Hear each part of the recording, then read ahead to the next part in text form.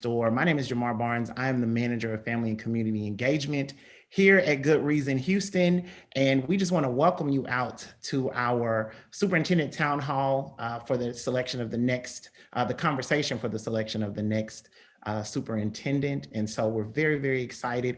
This evening, we've got some amazing door prizes, so please stick around to the end. We also, throughout the conversations this evening, we want to challenge all of our and welcome all of our community members to put your comments in the chat. We've got some great questions for our panelists tonight. And without further ado, because we know that folks have to get home and get their dinner and their evening started, so we want to value everyone's time. So again, we want to welcome you. Again, my name is Jamar Barnes, the manager of family and community engagement here at Good Reason Houston.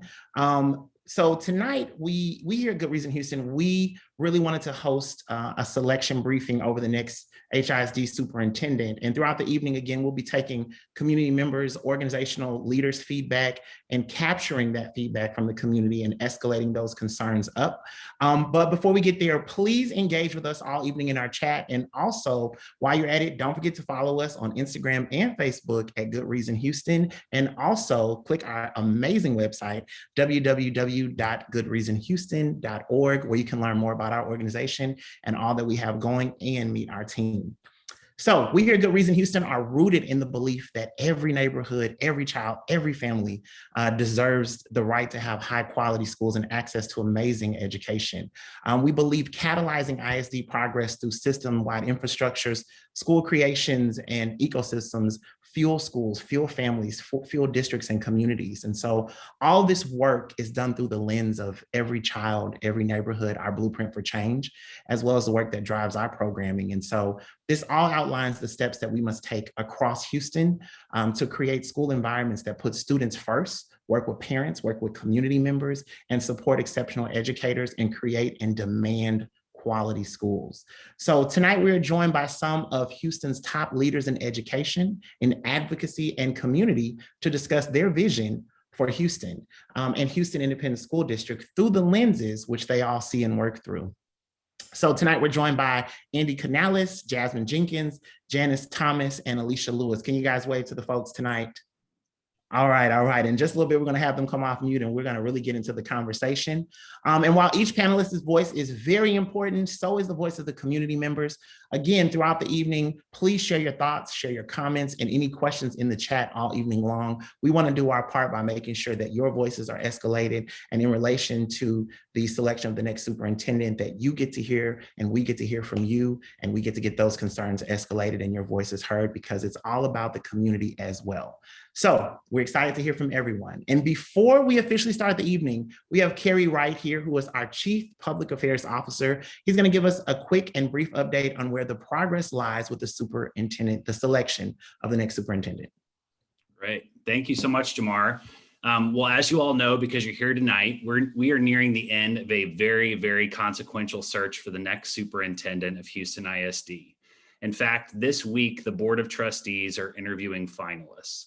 So we wanted to gather the community at this moment in time to make sure you know that your voice still matters and that there's still time to let your trustees know what you believe Houston students need most in the next leader of our city's largest school.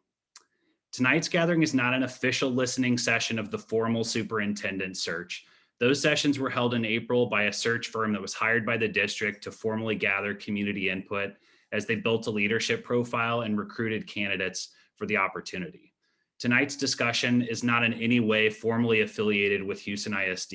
This is really a space that's about our community. This is Houston's community space, an opportunity for all of us to discuss what matters most about the next superintendent of HISD, and then to share some ideas for how you might take action after tonight.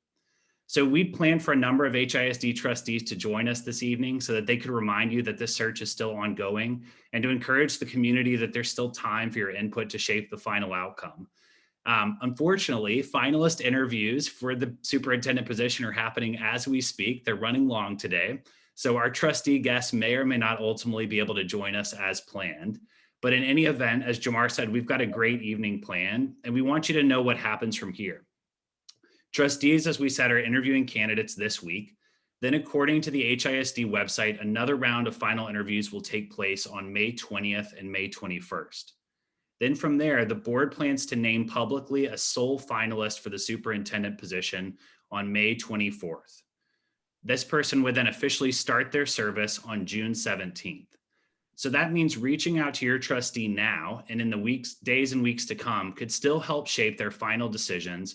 And then reaching out before this new superintendent starts on June 17th could ultimately shape what the next leader decides are the greatest priorities as they begin their tenure. So your voice definitely matters and your input still matters, and we need you to take action and talk to your trustees. So we hope through tonight's conversation, you'll be inspired by the perspectives and the discussions that follow, and that you take action by reaching out directly to your trustee and let them know personally what you care about most in the next leader of our district.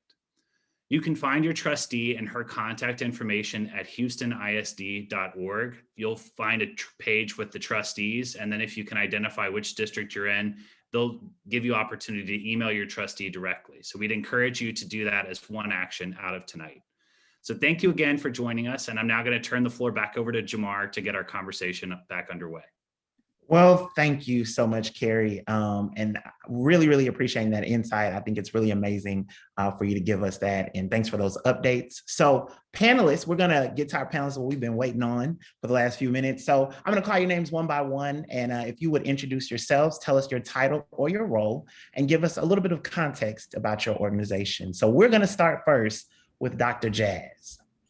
Hi, I'm Dr. Jasmine Jenkins from Houstonians for Great Public Schools, or Houston GPS. You can also follow us on all social media platforms at Houston GPS. And we are an organization that is committed to school board governance and ensuring that school board trustees are focused on student outcomes and that the public is aware of what the school board is doing. So we our core values that we hold dear are impact, whether or not our school board is focused on student outcomes, equity, whether or not we're meeting the needs of all students, recognizing that those needs will not be the same, leadership, whether or not those who we've entrusted to guide our district are actually keeping the entire district in mind and staying in their lane of governance, stewardship, whether or not they're steering finances exactly where they need to be, and collaboration, whether or not they're working together. And so we hold those values dear as we both evaluate what the school board is doing, let the public know how they can advocate at the school board level, and as we endorse folks who are running for school board. And this year is a school board election year. So after we get through the superintendent discussion, then we need to talk about the school board trustees and that election coming up in November. So thank you for having me tonight. Thank you so much. Next, we're going to hear from Janice.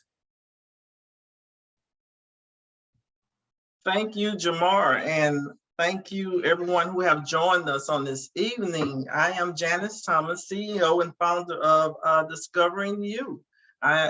This is a nonprofit organization with multifaceted areas that we work in. But my primary focus this year, over the past 2 years, has been in education. And so we have a state of education initiative in which we organize parents, community, local community leaders, community residents around what's going on in their schools, the schools that are in the community. We believe that the voice of the parents is valued. The voice of the students is very valuable. And so this organization primarily focuses on organizing the parents to get their voice heard, to get their interests and their students' interests heard as well. Thank you. Amen. Loving that, loving that, loving that. Next, we're going to hear from Andy. Hello, everyone. My name is Andy Canales. I'm the Executive Director of Latinos For Education here in Houston. And we are an education nonprofit that is focused on developing, connecting, and placing essential Latino leaders in the education system. Our belief is that meaningful representation matters, and our solutions in education can be even stronger if we incorporate the Latino experience. So thank you for having us, and I'm looking forward to this conversation. Thank you so much for being here. And finally, we have Alicia. Hi, my name is Alicia Lewis. I'm the very proud principal of Blackshear Elementary, where the pride of Third Ward begins. Blackshear is 105 years old. It was established in 1916. We had a wonderful 100-year celebration. Blackshear is a thriving school. We were one of the longest improvement required schools in the district at one point, many moons ago. And now we are a thriving school who has met standard with multiple distinctions. I've been there, I'm going into my 7th year. I love Blackshear. I love Third Ward. And it's our job to make sure that our kids are performing at the highest level possible because they deserve it. So I'm very glad to participate in this conversation because I am a direct impact of the new superintendent.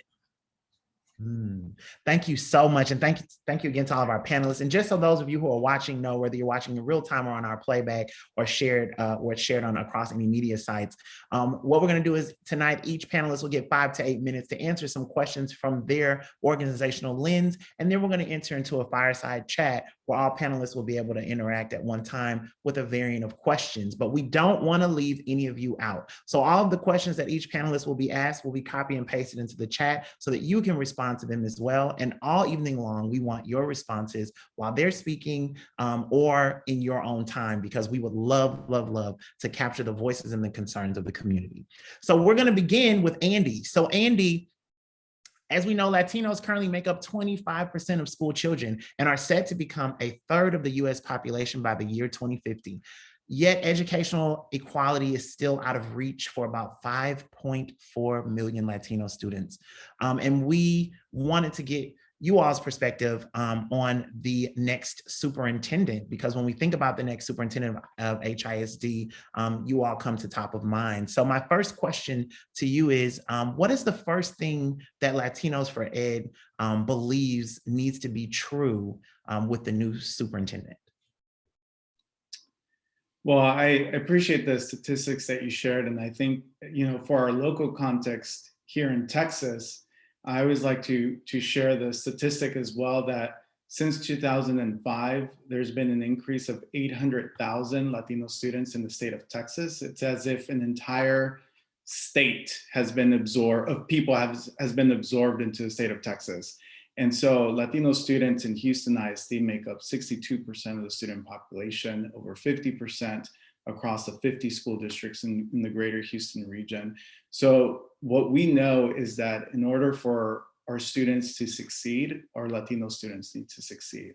And we think that it's really important to elevate the voices of Latinos in terms of what are the unique needs and issues that this particular population is experiencing, and incorporating those perspectives and those thoughts in the decision-making process, which is why when we knew that the HISD superintendent search was happening, we surveyed our network very quickly in a matter of days and received 100 responses from Latino educators, Latino parents, with children in Houston ISD and Latino leaders in our community about what are some of the expectations that they have for the next Houston ISD superintendent.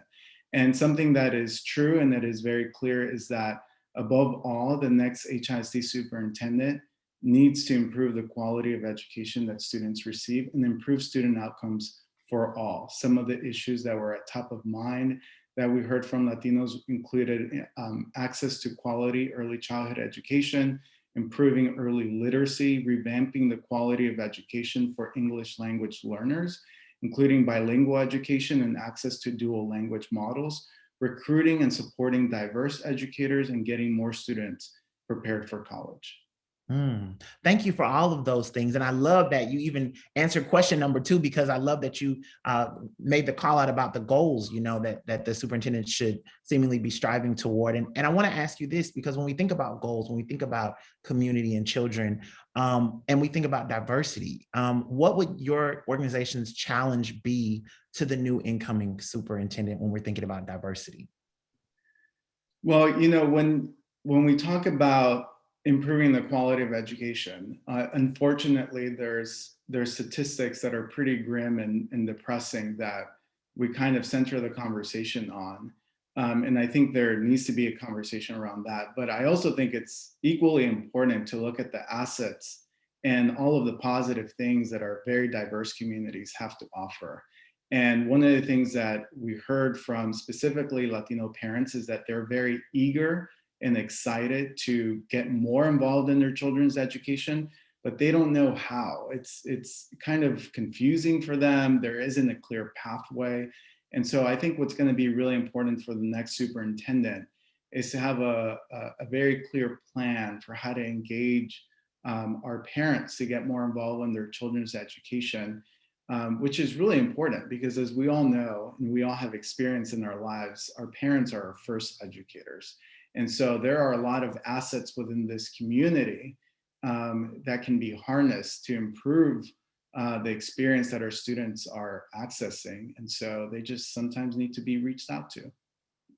I love that. I love that. And so, again, circling the conversation back to students, back to parents, back to community and expectations. What about graduation? In your organization's opinion, what should the next superintendent's goals be in reference to graduation or about graduation for students? Well, we know that the status quo is not working for our community and for the majority of our students. Across Houston ISD, about 1 in 4 Latino students is graduating college ready. But we know that that challenge doesn't start in the junior or senior year in high school. It actually begins before children ever step foot into a kindergarten classroom. So I think that in order for us to talk about graduation or being college ready or having the ability to access the type of quality of life that you want to access for our students, we need to talk about access to early childhood education. And right now, not all of our children are accessing a quality early childhood education. So we think that should be at the top of mind for the next superintendent. We also know that there's room for improvement in early literacy. So in the past 5 years, Houston ISD has improved about 5 percentage points in the number of third graders that are reading on grade level, compared to instance to Dallas ISD, which has improved 12 percentage points. So we know that what is possible, we know that more is possible, and we expect the next superintendent to put in place a variety of different measures that are going to help more of our students become successful.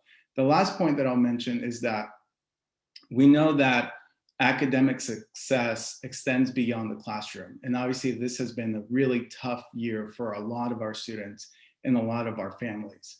Many of our students come from households that have experienced COVID, that have experienced death, that have undocumented family members that have lost their jobs.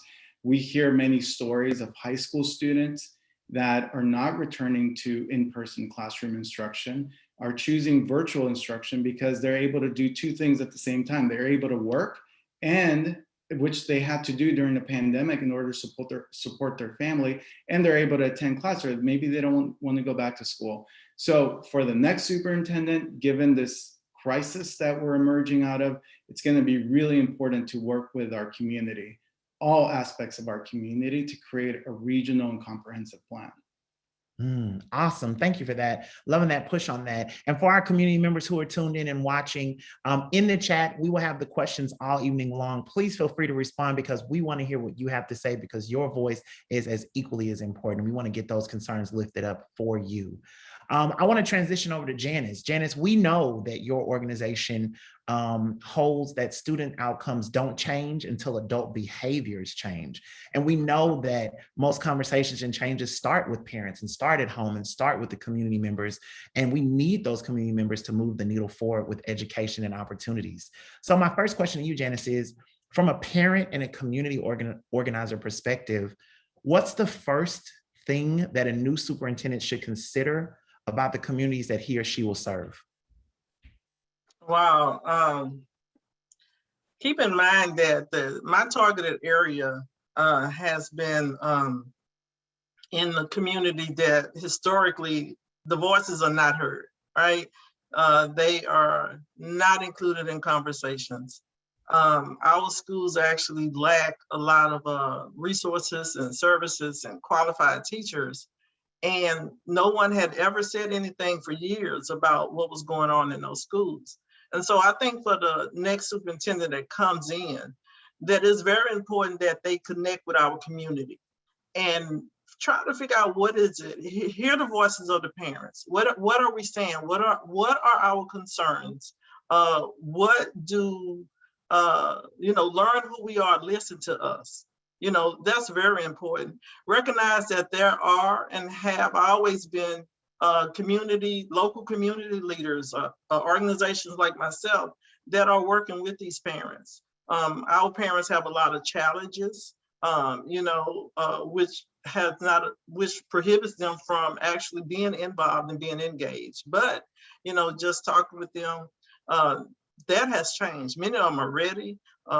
Some they've been made aware of things that are going on in the schools. They are being educated about different things around the education system to help them to be able to be better advocates for their children. And so it's important that superintendent come in, not basically just trying to reinvent the wheel, but listen to the community, listen to the parent voices, listen to the children, and listen to those who have been working with the parents. I love that. And when we're, again, speaking about that parent and that parent voice and that parent lens, how can the new superintendent mobilize or influence parents in parent leadership? Because parent leadership is really important. How can he or she do that? Well, again, by coming in and choosing to support those organizations that have been here and working with parents, have a plan of action, listening, right? Listening to what we're saying, listen to what our concerns, the same thing to that first question that I answered. Those are things that I believe that would help influence parents. You're gonna have to have a communication and relationship with those parents as well. And I mean, parents need to see something, right? If you don't come in saying you're gonna promise us this, this, and that, and it doesn't happen, we need to see things that you're saying that you're gonna make happen. We need that to happen. We need to see your action plan. We need to see it being effective and working and making change in the schools that are in our communities. I love that you hit on the seeing and the action plan, and action plans are always important. And so with the things that parents need to see, because with action plans being one of the top seeming ones of your priorities, are there any other additional things that you think the parents or you as a parent or community activist would like to see from the new superintendent? Well, Jamar, so there are so many different things, especially in our communities, though. I mean, District 2 is where I'm at, right? And we have the largest number of struggling schools. In my opinion, we have our schools are under-resourced, underserved. We lack qualified teachers. We have so many needs out here, right? And so when I think about that, we did a survey ourselves. We did a survey where we asked our parents, we asked community leaders, residents of our community, what is it that you want? And they answered a question that was that the consultant firm posed to the community, and they want a visionary, right? They want somebody who's about equity, right? Because we have 9 districts, and to me, in my opinion, the loudest voice is what's being served, and the fact that the people in our district are saying very little, we get very little, and so that there should be an attention thing, a grabber for the next superintendent or whomever. So, we haven't heard anything from those parents out there. Something, let's help them out. What's going on? And I think that's very important as well. And I heard you say earlier, you were hitting on support, and the parents need the superintendent's support, and we do know the support is reciprocal. So with parents and superintendents needing to have a great relationship, how can parents actually support the new superintendent? As the superintendent, share what the vision is that she has for the communities, for the schools, as she shared that with the parents, letting us and the school, he or she, I said she, I don't know. Forgive me for that, guys. But anyway, it's just so important that is the communication is definitely, it has to be there in order for parents to be able to support their local school. And it's definitely important that superintendent actually connect with those leaders in the community that have relationships with the parents, that are talking with the parents, that actually know the parents. That's how they can get that parent support.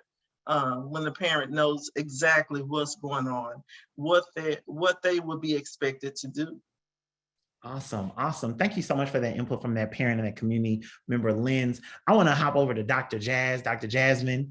Dr. Jasmine, we know that Houston, while as diverse as we're still struggling also again to meet some needs. And we know that your organization holds that student outcomes are very important.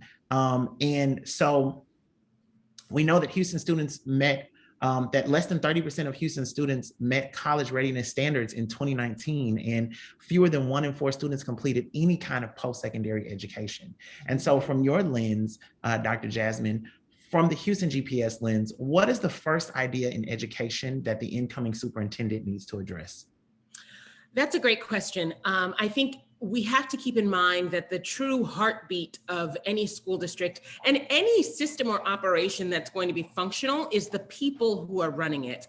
And so we need a superintendent who's going to come in and value not just the teachers, but the administrators, the service workers. We need to value human capital, and we need to make sure that we are properly investing in growing talent, in maintaining and keeping talent, and in pushing talent to higher levels of leadership.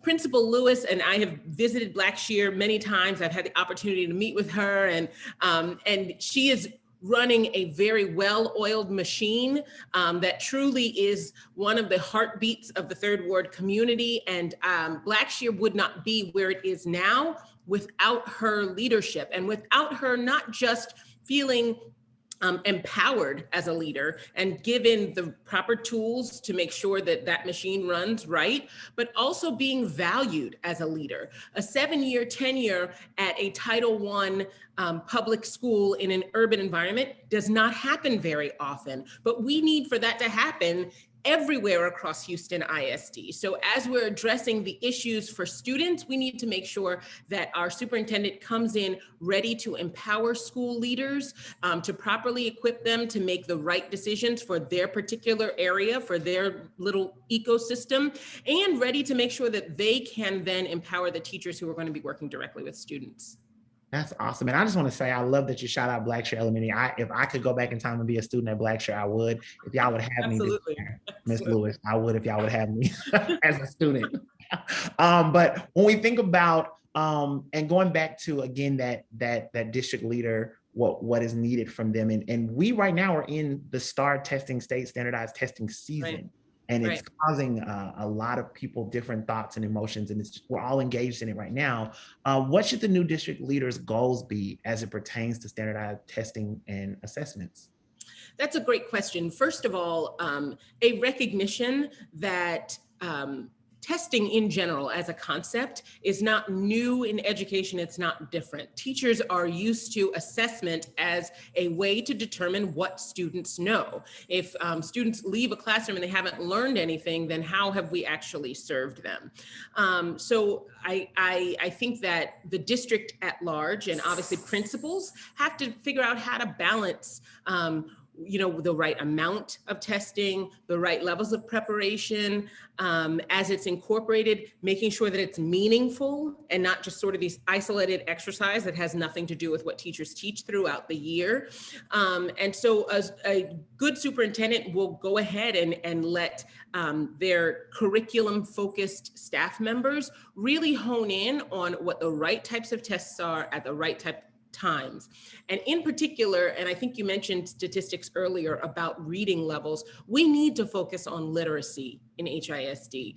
We know that that's the foundation for all learning that happens thereafter. What are our third grade reading scores looking like? Currently, they lag behind the state, they lag behind the nation here in HISD. We have a number of other districts across the area that also struggle. We need to find places where they are growing in terms of their literacy rates, where they are figuring out how to meet kids where they are and help them develop those skills that they will carry with them. So in terms of standardized testing, we need to test smart and we need to focus on literacy. Thank you for that. Thank you for that. And speaking of smart and children and those standards, you can't have that type of conversation without talking about educational equity, right? So when we talk about educational equity from you all's lens, how should a district leader tackle or address educational equity? That's a great question. And honestly, I think it ties right back to the first thing that you asked, which is we need to focus on the human capital to make sure that the best folks who are best equipped, who have a track record of proven success with kids who may be coming in 1, 2, 3 grade levels behind and showing student growth, we need to make sure that those are the folks that we put in the areas where they're needed the most.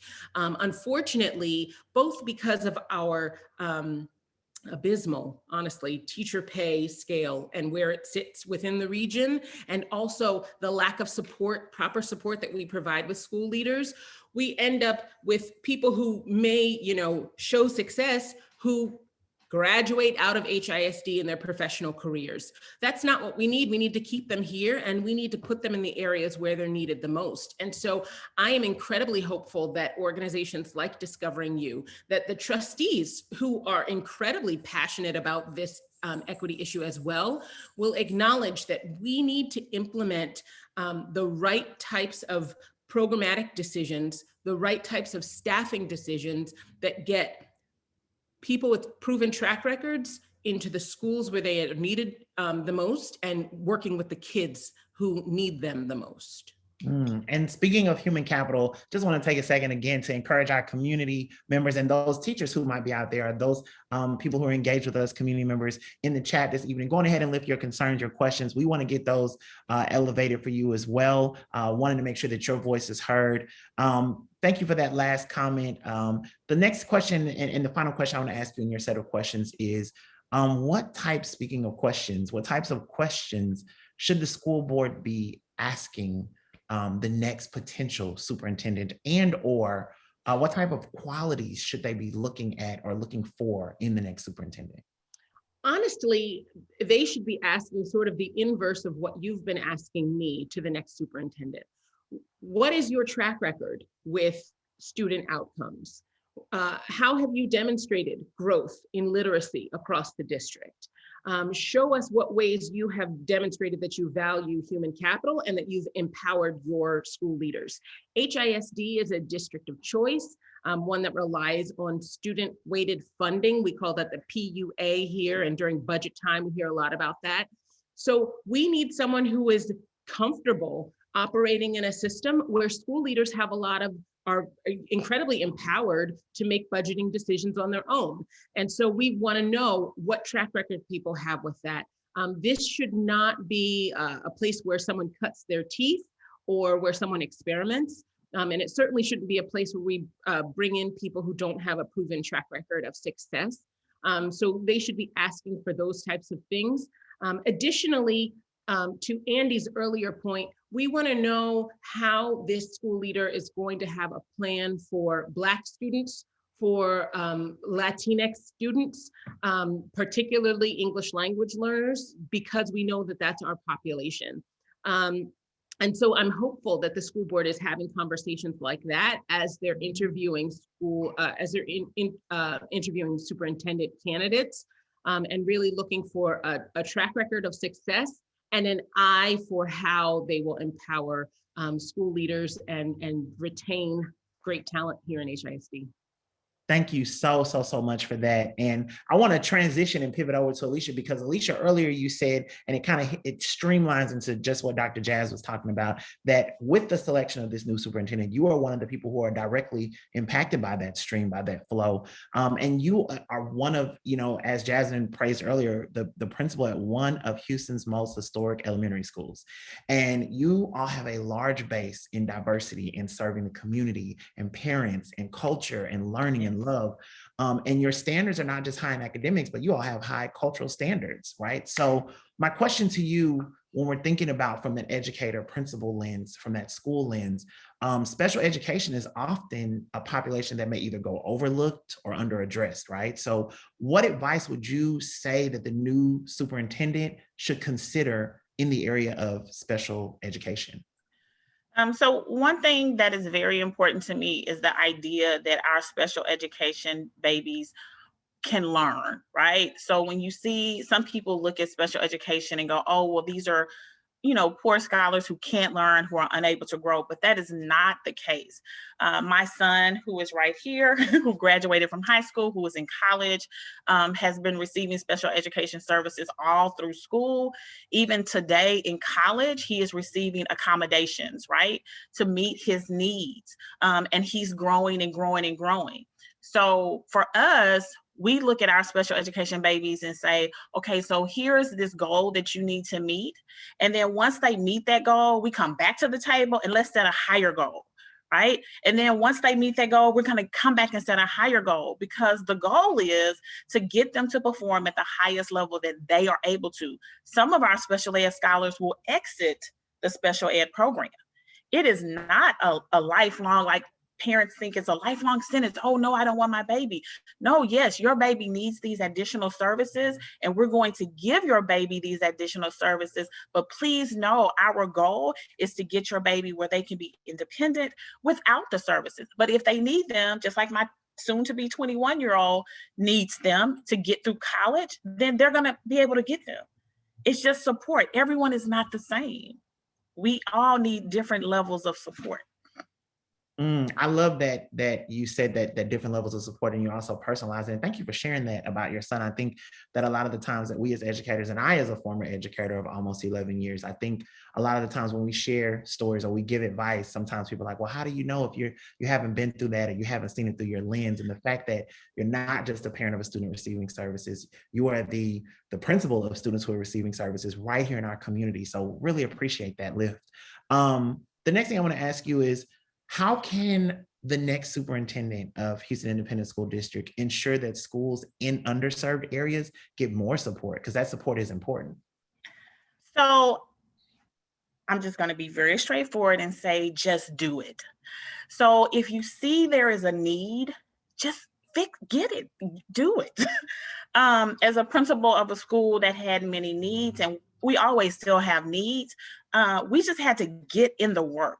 We need someone who's coming in, who's ready to get into work, who's ready to find funding to make sure that campuses, just like someone mentioned early childhood programs, I believe in campuses having specialists, an early childhood specialist, which is unheard of, but we have one and I love her, to make sure that our pre-K and kinder babies leave pre-K reading.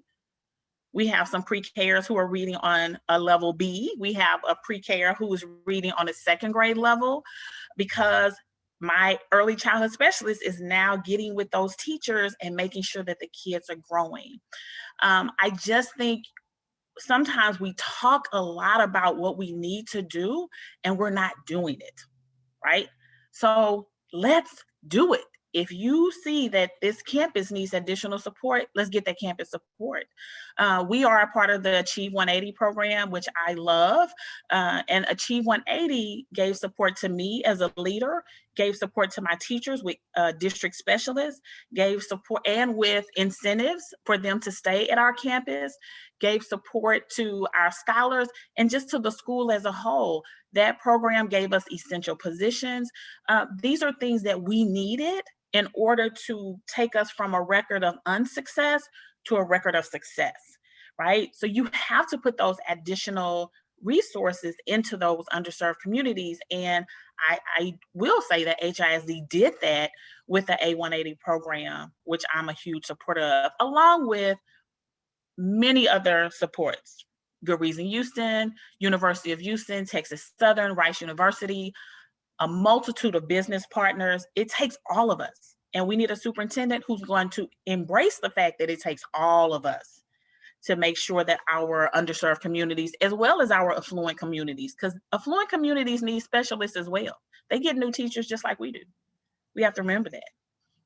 I love that you said, that you talked about those supports. And I want to call out a community member who wrote in the chat, and I want to lift this up because this is a great call out. Early childhood specialists, literacy specialists, and ESL specialists must be on every campus. That's what our community members are saying right now. And we appreciate We want to continue to get those voices of our community members lifted up. And at the conclusion of this evening, we are going to give out 2 raffles. So continue to engage with us all evening long, community members.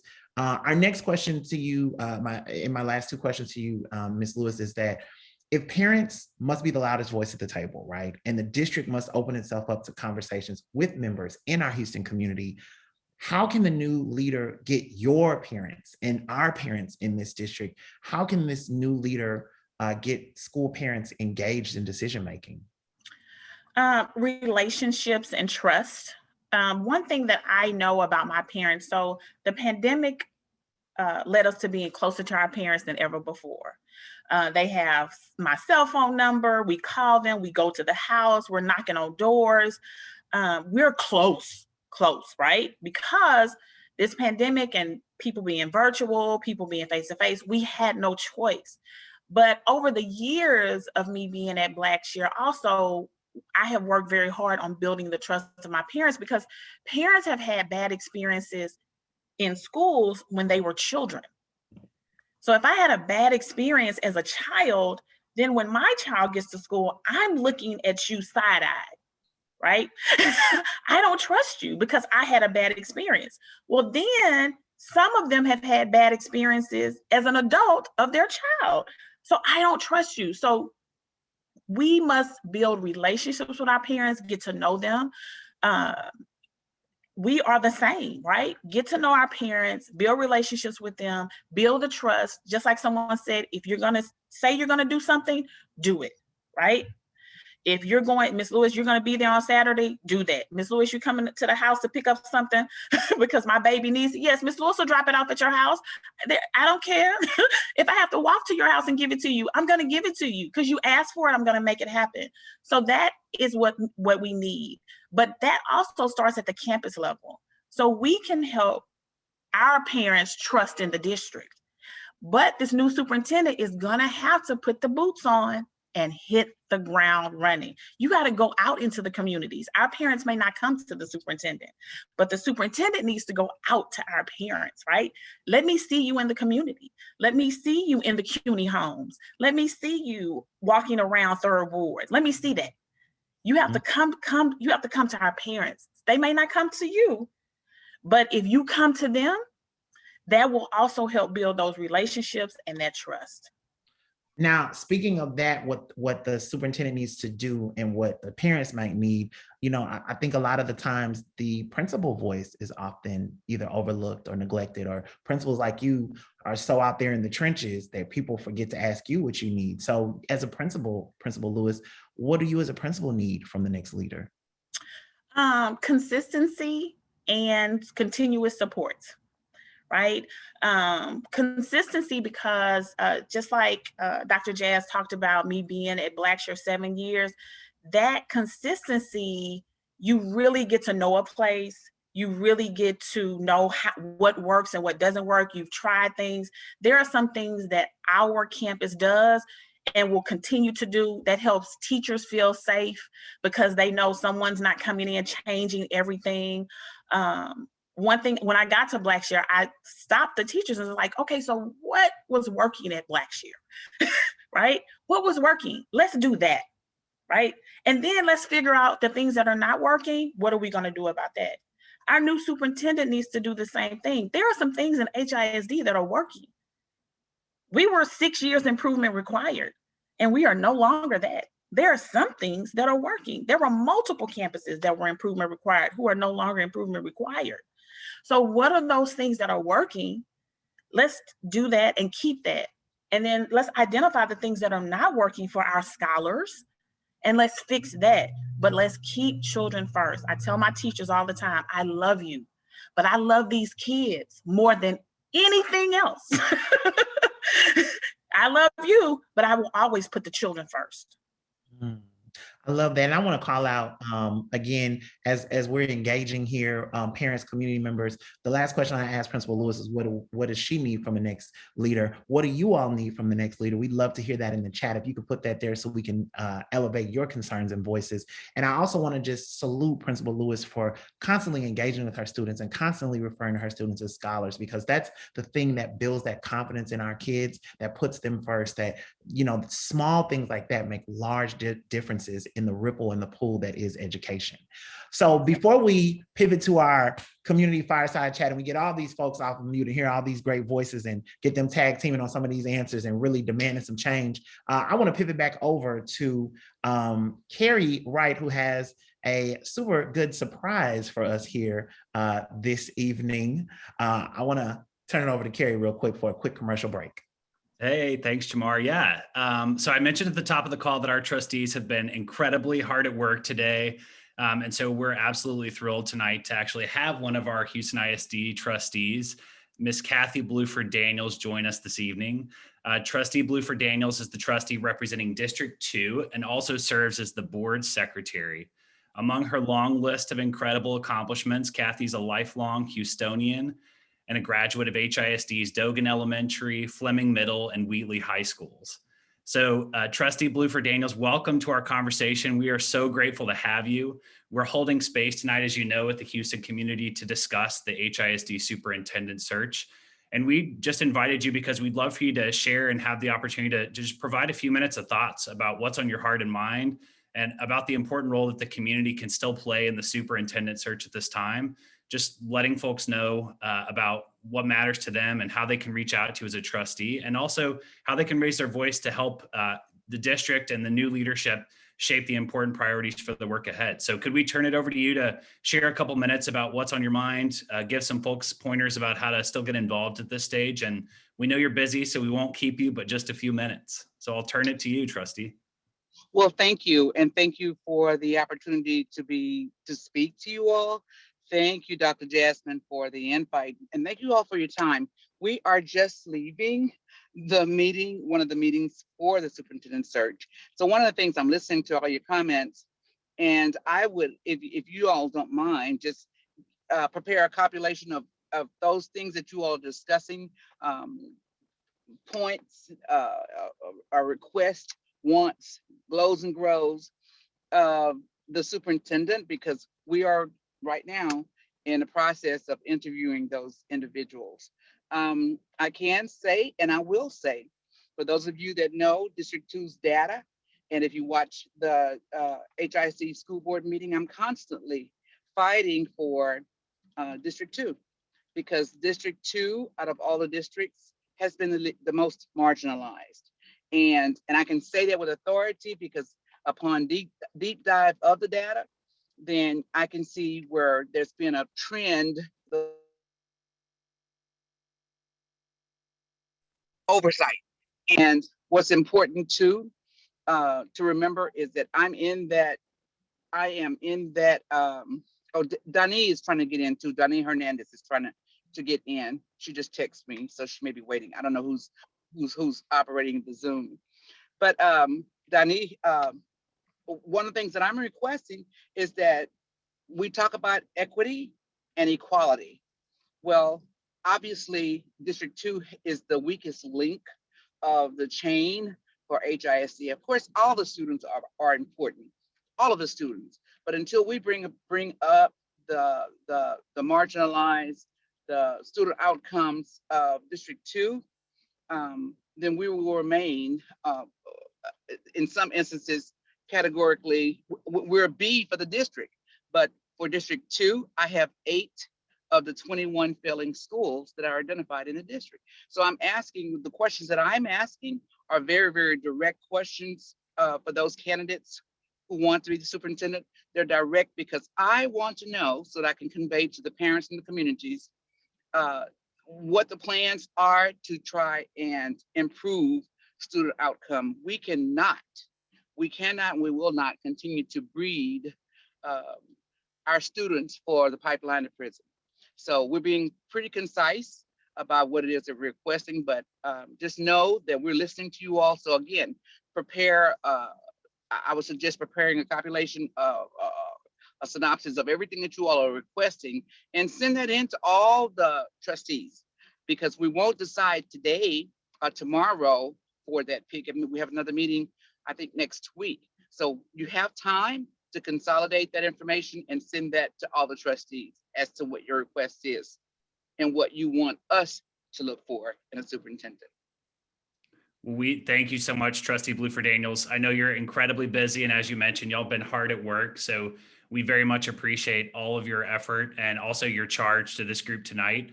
And we are right there with you, encouraging folks to continue to make their voice known and to support the important decision that you all have to make in the days and weeks ahead. So we'll let you go. We'll let you get back to what you're doing. But we really appreciate you dropping in and giving us a charge and really helping us think about the big opportunity we have ahead. So thank you. I'm obviously driving. All right. Thank you for being with us. Thank you. I'm obviously driving in each chapter. Thank you. Okay. So we also want to, again, engage. I see someone asked me, they make a suggestion. They're going ahead, any of our questions, comments, concerns, suggestions, going ahead and put those in the chat. We want to hear from them. We want to engage our community because that's what's really important. Our parents, our leaders, our people here. So we want to jump into our discussion, our group fireside discussion with all of our members here that are in on the panel. And so I want to just throw these questions out, and however you all want to grab at these, we'd love to hear some of that feedback. And also our community members, we want your voice first as well.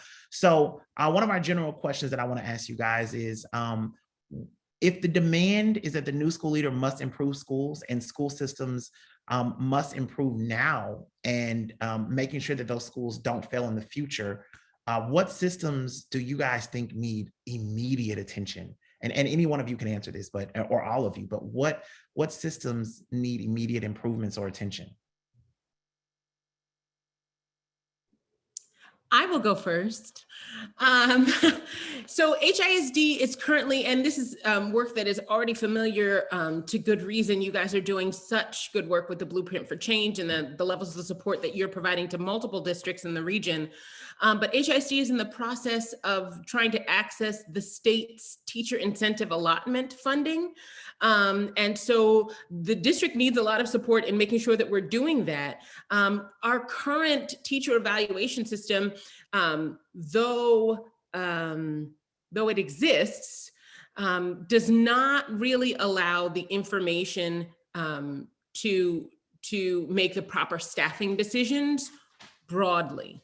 Right? It's very dependent on a centralized system that's not really clear about, where teachers fall, how it connects to student growth. Student growth is really key there, not just student performance at the end of one test, but actual student growth. And then how we're actually able to retain teachers who we know promote the best growth, and then support teachers who might not be there yet. And so the teacher incentive allotment, which is money that comes from the state that will support giving teachers more money, which on the baseline, we need to actually raise that here in the district. But then more broadly, we need to figure out, okay, how are we incentivizing? How are we promoting? How are we training and encouraging? So I keep coming back to staffing, I know, but I definitely think the system of teacher evaluation in order to support and retain teachers needs to be looked at. We need to pursue this funding from the state that could bring in more money for teachers. And I hope that the superintendent takes that on day one.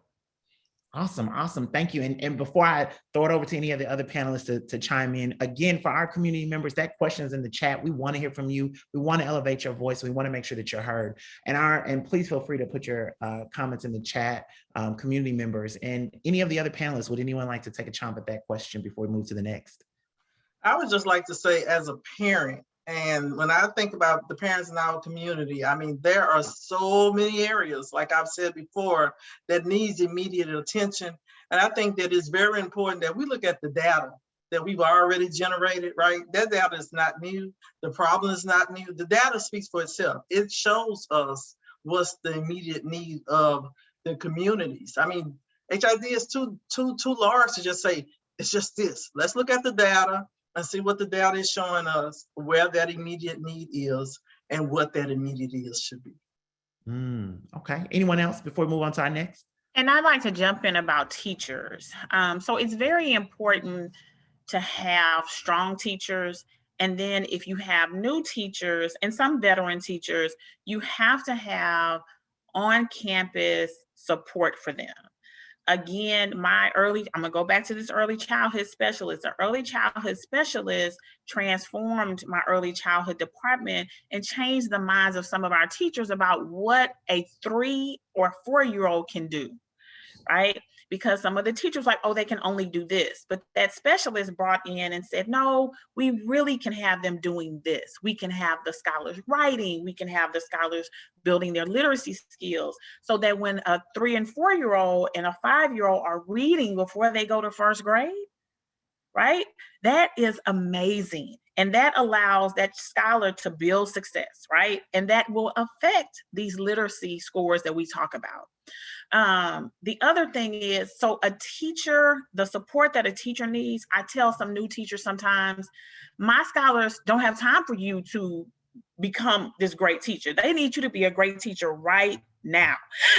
I know you're new, but we have to like accelerate your learning because they need a good teacher right now. If you have a building of all highly effective teachers, imagine how much growth the scholars will make. Because if a scholar is with a teacher that is ineffective, who is not working hard, who is not making sure that they're doing what they're supposed to do for kids, that scholar loses a whole year of learning. Our babies don't have that kind of time. They can't afford to do that. So I really think we need to focus really strongly on which teachers we're putting where. But the other thing is, so Blackshear is a school that transformed. So then what happens is people come looking for your teachers because we see a difference. We see a difference in discipline. We see a difference in academics. Y'all have distinctions. They come looking for your teachers. So those extra funds to try to incentivize the teachers to stay would help. A part of our vision is to create leaders. That's true. I want my teachers to go on to be great leaders, but it makes it hard on us when we're trying to staff that classroom with someone who is really highly effective. I can only imagine, Principal Lewis, and I just want to say this, with you having so many great teachers and knowing the transformation that y'all have going there. If I were you, if people were like, do you have teachers? I'd say I'm the only person that works here, right? I'm the only person that works here. So it's really awesome to hear that feedback, because it is good to hear. And I want to transition and pivot to we had a question from the audience, and I want to kind of aim it toward Andy, because and everyone else, of course, too. But Andy, an audience member asked, what should the new superintendent do about the inequities in the school choice system in HISD while maintaining political goodwill with the board and public? Yeah. So I think that my response is going to build on the previous conversation on the systemic change. I have a non-controversial recommendation that would be really impactful, and that is to please translate things authentically in other languages. So for instance, when I go to the HISD school choice website, which I just did right now, anytime I go to a website, a system, a government agency, when I see the Google Translate, that raises a red flag for me, because the Google Translate does not do the trick 100% of the time. And information is power. Even if you change nothing about the school choice system, if you leave it as is, but you make it easier for people to understand what their options are, then it's going to increase equity. And this is something that's really important. I personally went to some pretty challenging schools in the inner city. One day when I was in 8th grade, I got an application in the mail to apply for magnet schools or charter schools. I didn't know what either of them were. I had heard that magnet schools were better. So I filled out an application to a magnet high school. I signed on behalf of my parents, because that's what I used to do growing up. I would read everything and sign on their behalf. And I got in, and I call that the beginning of my ticket out of poverty, because after years of experiencing really challenging schools, I was able to access a high quality education within the school district.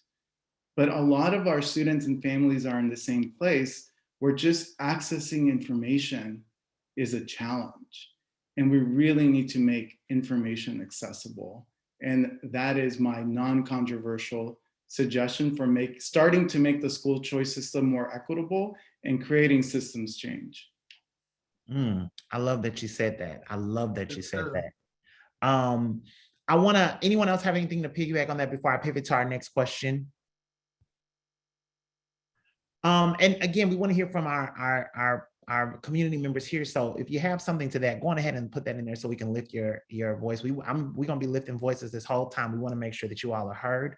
My next question, and it's really important, it kind of almost piggybacks on what Andy just said about what authentically needs to be done, what the needs are, right? If we're thinking about authentic needs, authentic engagement, and my question for all of you is, what should the new district leaders' first 90 days in office look like, or something really big, or a task that he or she should undertake, or a goal in the first 90 days? Any goals or tasks that you think they should immediately spotlight? I would say for us to come out and know the community, meet the local community leaders, hear and listen to what's going on, what our concerns are.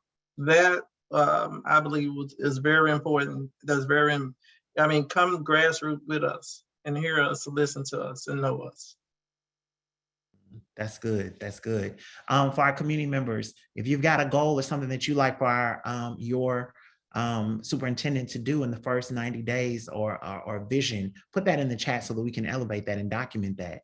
My other question for you all is, what areas or schools in Houston ISD? I know Ms. Principal Lewis talked about her school and all those things, but what areas or schools in HISD might be overlooked, and how can they be looked at better?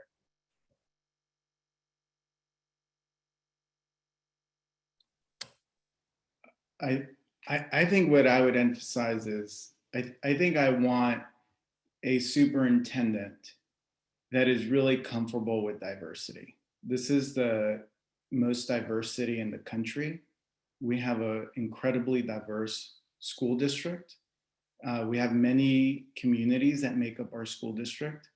And I think Jasmine mentioned about Black and Latino students, but I want someone who's really comfortable and confident talking about what is a track history that they have had with different student populations. What are the nuances that they've learned? What are some of the things that they're going to do to address and help students where they're at? And I think, like Janice was mentioning about the data is really powerful. Across the greater Houston region, 46% of schools that are majority Latino and majority low income earned an A or a B in the last school ratings. Compare that, that's 46%, compare that to 24% of schools that are majority Black and low income. We tend to talk about Black and brown students and together, and we clump them together. They do make up 80% of the school district. But I think I want someone that's really confident in pulling out the data and saying, we know that there are many challenges that all of our students, especially those that are low income, face, but these are like the nuances. Like every community has a different history with our country, with the city, with the school system. There are different challenges. Not any community is the same. So that's the kind of narrative and discussion that I want to hear from someone that would give me hope. I'd like to piggyback on what Andy just mentioned, specifically on this topic, particularly as it pertains to schools that are east of downtown. If you look at the map of not just programming or magnet programming or opportunities, but also of which schools are gaining in population versus which schools are losing in population, it's like night and day looking across the district. It's almost as though you're looking at two different school districts. And while there are probably spots that stand out on both sides of 45, in general, I'm hoping that we find someone who says, we are a system of choice, but we need to make sure that there are great choices across the city. It does not serve us well to concentrate all of those choices in one place. And to be very intentional, not just about providing excellent choices in east of downtown, but also making sure that we target the populations that we want to attend there. Kids shouldn't have to get on the bus and spend an hour going across town to find a fine arts magnet school to help them, develop whatever innate artistic talents they have. There should be that. We are a big enough city that we can tap into that across the city. And there are ways to do that, and successful ways. As Principal Lewis mentioned, this should be a citywide effort. We talk about partnering not just with universities, but also with nonprofits. We should really be looking at how we can partner and be incredibly innovative in finding new choices for schools that are east of downtown and providing options for parents there as well. And can I jump in real quick? So one thing that I want to say is, again, like we say at our school, great parents make great schools. We want the neighborhood school to be a great school, right? I know there's school choice, I get it. But I also want for my parents to be able to say, well, I can go to this other school because I want this specialty, but I still know that I can get a good education in the neighborhood school, right? Parents should be able to say that. They should be able to say, if my child goes to the neighborhood school, if my child goes to Blackshear, I know that my child is going to get a good education. But Blackshear doesn't have a gymnastics program. So I want my child, or Blackshear doesn't have dual language, so I'm going to send my child to a dual language. Not, I think, sort of like what Andy talked about for himself, growing up in schools, but he had to go to the magnet school to get that quality education. So why can't our kids get the quality education in their neighborhood school, in their neighborhood public school? That's like my vision. Like, I want all of my kids to get a quality education right there on the corner of Ennis and Holman, not to have to get on a bus unless there's something very specific. But as far as the academics and getting an education and having people who believe in them and love them, they should be able to get that in the neighborhood school. Exactly. And then speaking my truth, and I must say in District 2, and if I fail, and I'm sure I failed to mention, I am also the president of Phyllis Wheatley Alumni Association, right? And Phyllis Wheatley is the school that triggered 1842. The thing is, and what each of you have said is definitely true, we need our local schools to have those programs that our kids can choose from. The data shows 800 and some students are bused out of Fifth Ward every day to go to other schools because they have an interest in a program that's pulling them away from our schools. We need those programs in our schools. Fleming Middle School, another school. I stand with good reason when they say we want our babies to be AB students, right? I don't just look at the F students, right? I'm looking at the D schools. I'm looking at the C schools. You got my attention with C, and I'm warning you, we're gonna get it right. D, okay, now it's time for me to go into the school and talk about, with the relationship that I have with the teacher, and say, hey, what can we do to help our children, help my child get this D? We're not bringing that home. And then F, oh yeah, we really have a problem. But so many of those schools in District 2 need programs that the local community can actually appreciate, the children can appreciate. I mean, we have visions in our community. We have goals for our community. We value our community. Our schools are historical. Our schools have produced great people, great leaders. We got judges, doctors, entertainers, sports athletes, all over have been produced from our historically Black schools. our minority, our Hispanic, Latinx population have done great things too in our communities, and we need those same programs to serve all our students so they don't have to be bused on the other side of town. I want to lift up community member E. Cortez. What he said, or he or she said, is set ambitious literacy goals for all elementary schools, every child reading by 1st and 2nd grade. I want to ask this, and we kind of hit on this a little bit, but if you have anything a little bit more specific, or for our community members who are here, what is something that every high school graduate should know or have before he or she leaves the doors of their high school?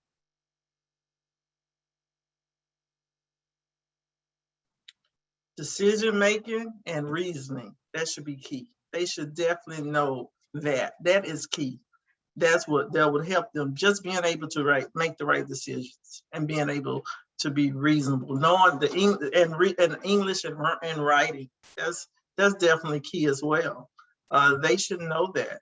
And then just having social relationship skills and having some kind of idea of what their career choice is before they leave. They should have some, just by being in 4 years of high school, I have some idea of what I want, what my career choice is. That's what I believe.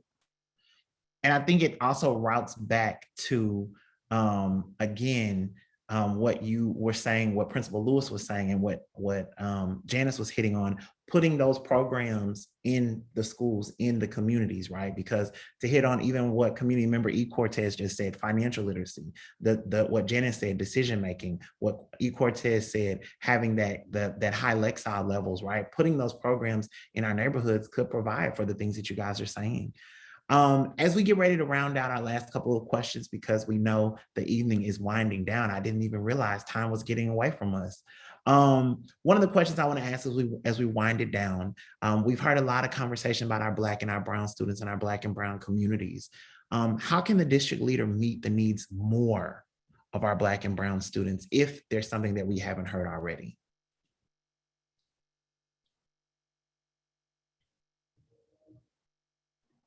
So I'm just going to say that you have to understand the needs of our Black and Brown scholars. You have to understand that because they're different, right? So some of my Black scholars' needs may be different from my Brown scholars' needs.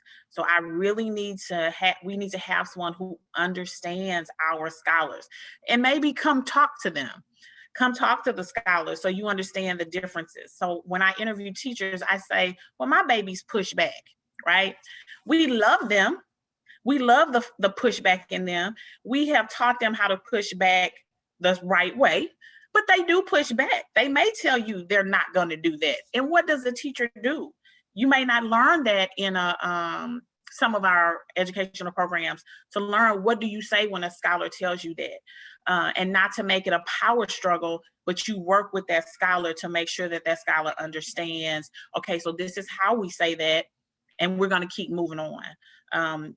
Changing a scholar from a scholar who thinks it's okay to make an F to a scholar who is very concerned about an F. It bothers them to make an F.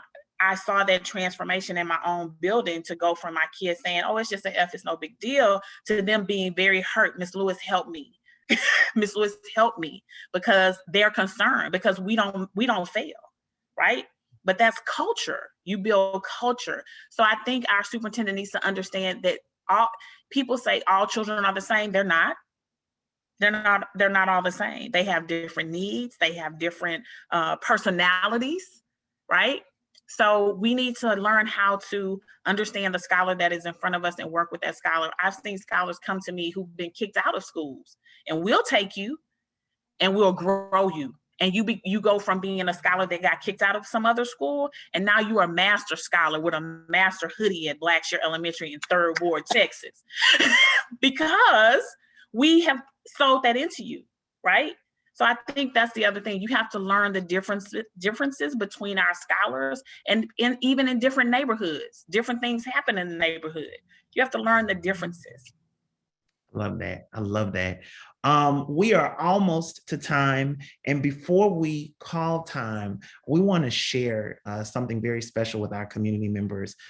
We recently shot a video for our blueprint, and we want to share that with all of our community members. And if you just give us just 2 or 3 more minutes of your time, we'd like to cue that video up for you and share with everyone. And I think you may see some people that are a little familiar. Give me 1 second.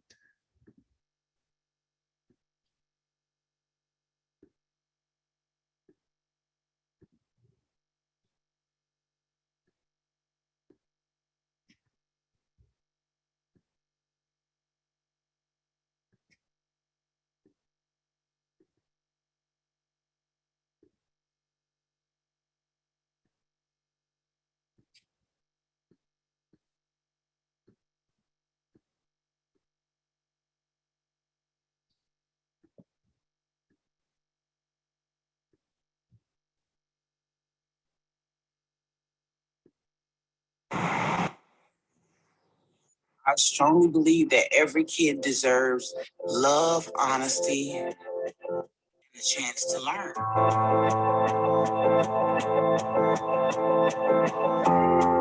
I grew up in Houston and went to HISD schools, and I have seen a lot of love here. I've seen people who come together during hard times. I see diversity. We moved to Fifth Ward when I was 11. And so when I think about what's going on now with education, I realized that I had what we need today, which is support. I love Houston because it's so prideful. I have so many different religions, cultures. It's just full of like Houston pride. I firmly believe your zip code should not determine where you go to school or how far you get in life. But unfortunately, that's where we are today.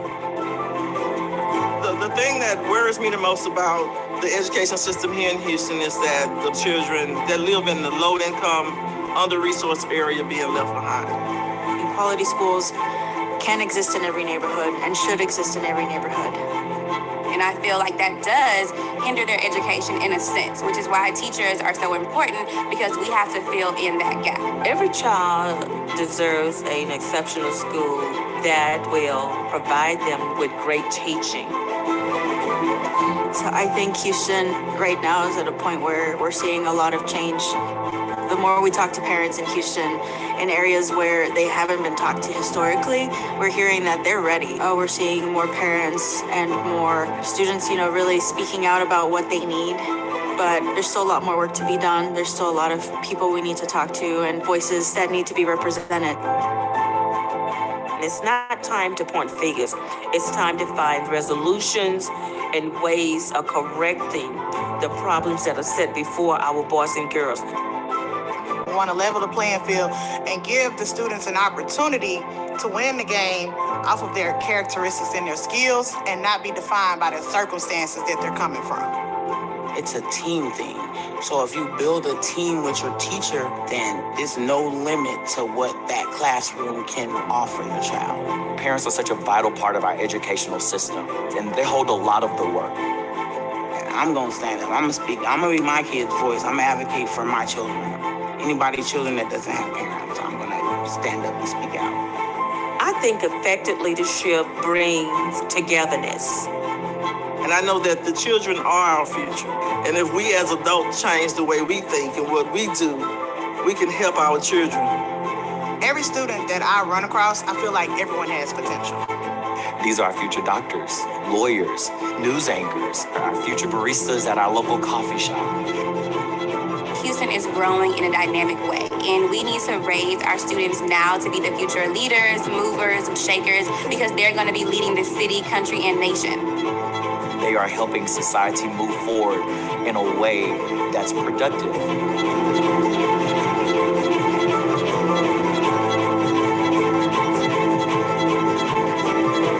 We really need everyone working together across all sectors to build a better tomorrow for our children and for our next generation.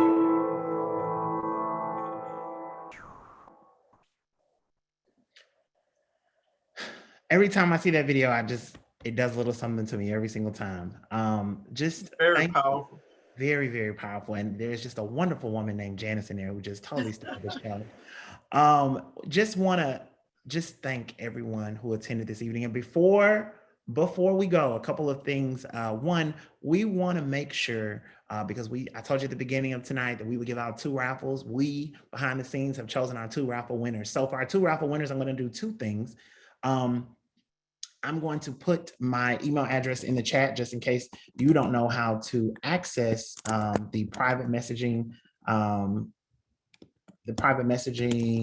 resource in the chat. But I'm going to put my email address if you want to send me your personal email, or if you want to direct message me your personal email. We will get you a gift card sent over tomorrow. But our 2 winners for the evening, and pardon me if I butcher your name, I'm going to try to get it correctly. Our first winner of a gift card is E. Cortez. So congratulations to E. Cortez. If you will direct message me or email me your email address, we will go on ahead and get that sent over to you. And our second gift card winner of the evening, and pardon me if I butcher your name, is Keondon Jarrett. Keondon Jarrett. So if you could direct message me or email me your name, we will make sure to get you a gift card sent over tomorrow. Want to thank every single person who stuck in here with us. Those of you who are watching in real time, those of you who are watching the playback on any type of syndicated cast right now, thanking our panelists so much for offering your input. Thank you so much for offering your expertise. Thank you for walking side by side with us. And thank you to the community members who elevated your voice, to those who asked questions, to those who are still pushing, those who are still in the trenches right now. We thank you so much. Continue to connect with your trustee, continue to be concerned, and continue to exert your power and your influence and your voice, because that's what's really important. So with that being said, panelists, if you could wave everybody off tonight so they can see your amazing faces and your amazing waves. Thank you all so much. Thank you. Good night, everyone. We thank you. And shout out to Good Reason Houston. Don't forget to visit us at www.goodreasonhouston.org or on Facebook or Instagram. We're there all day. All right. Good Thanks, night. everyone. Have a good night. Thank you. This was awesome. Have so much fun.